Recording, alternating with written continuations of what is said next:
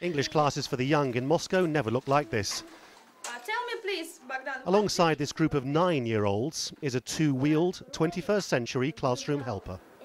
The robot is being operated remotely by Bogdan, who's ill and can't attend class, but he can listen and participate from home. And he gives a bird.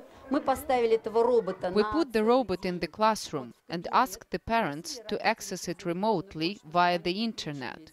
At the same time, 5 pupils were sick at home, so they watched the class with their parents. The feedback was so positive, we decided to keep it.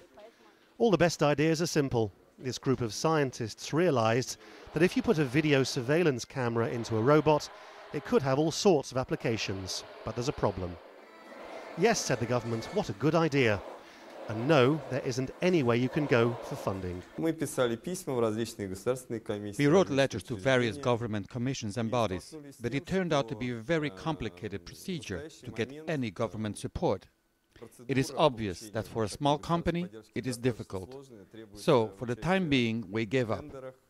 At the moment, the scientists have to give the robots away to people willing to experiment with them.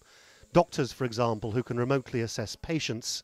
What should be a major success story for Russian innovation runs the risk of falling apart completely because of a lack of financial backing.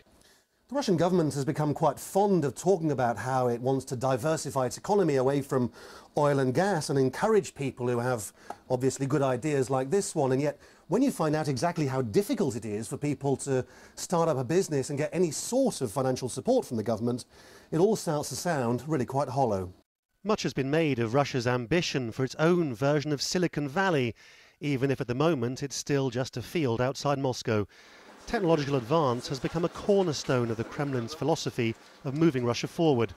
But compared to India or China, they still have a long way to go to catch up. Lawrence Lee, Al Jazeera in Moscow.